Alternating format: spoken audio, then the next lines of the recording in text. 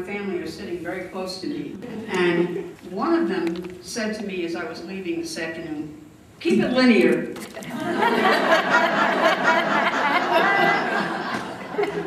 And the other one, whenever he stops by to see his dog, who is now, we have shared custody. Because I am in precinct 102, I found Sarah. It's the advantage of being active in politics. And I said to Mark, you know, it's amazing, the new people are moving to this community. We're having a party at the log cabin. This was 2 years ago. You might just want to be there. You don't usually come to my stuff, but you might want to come to this. And I mentioned to Sarah, she said, you know, someday I'd like to get married. And I said, well, it gives me a thought. And his name is Mark Heckman, and he's beautiful. So there they are.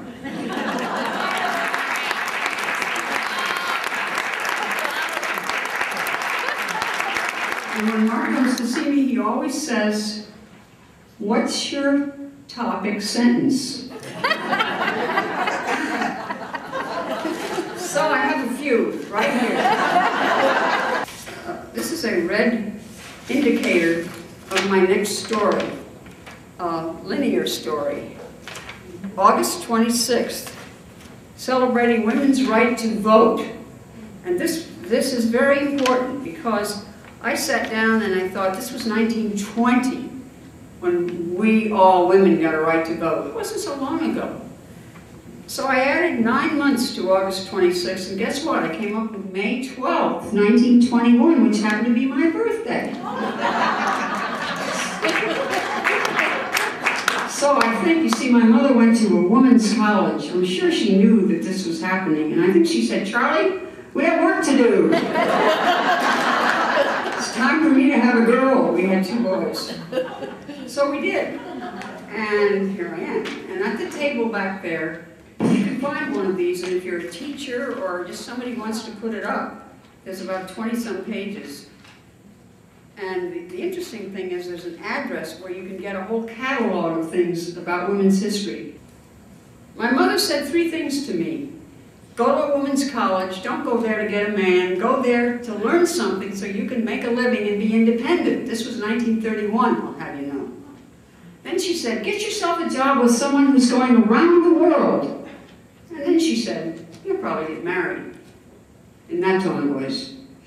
So I did. I went around the world more or less with the YWCA, and you can still do that. There's 100 countries now instead of just 90.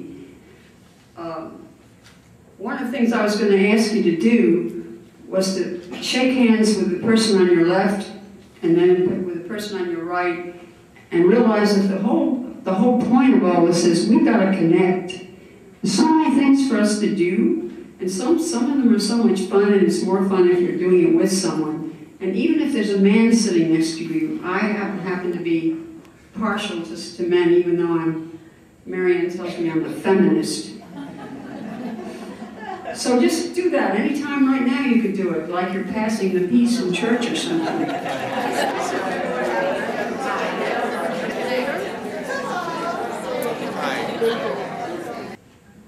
And back in the 60s, when I was starting with the YWCA, it turned out that there was a lot of things going on. A lot of hatred was going on.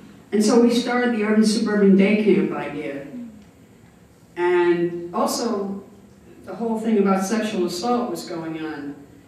And the interesting thing about that is, the women who showed up at the YW, we had a little office on 1 South Park in Lombard, and then we moved across the street, and now we're right down here where Marilyn is one of the captains of the ship at Roosevelt Road in Glen. And now I understand it's the biggest sexual assault center in Illinois. Yes. And when I talked to Laura the other day, she said, I'm learning 2 new things. One is circle dialoguing. So we get to know each other. We don't just go home and watch our TV or play our game on the computer.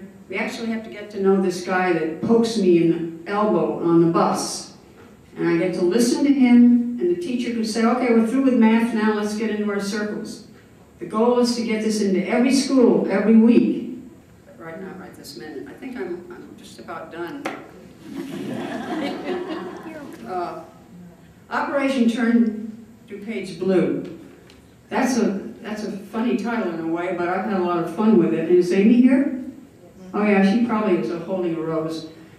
It means, that's why I've got some blue on this shirt. It means that we want a peppier Democratic Party. We want to have a two-party system in DuPage County. And so we've been doing a lot of extra things, like marching in every single parade that comes along. And by the way, there's one coming in Elmhurst. And you're all welcome. And you don't have to be a Democrat. You can just be somebody who wants to come together. And you sound like, what do I sound like? Come together for change.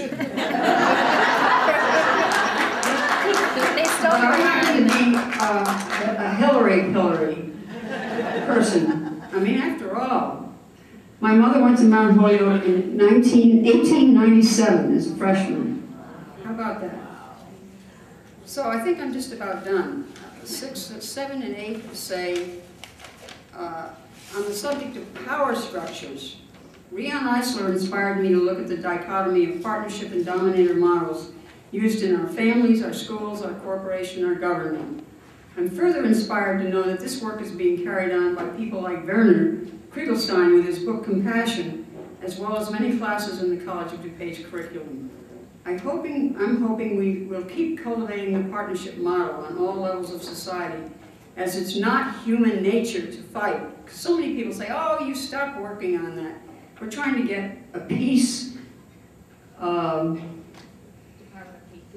Department of Peace in the National Cabinet. And so many people say, oh, you can't stop war. It's human nature. Well, it isn't human nature. And if you look back on that table, there's a little goddess of, where's she from? Crete. What? Crete. Well, you know, I'm sorry, I'm getting Alzheimer's, my son says.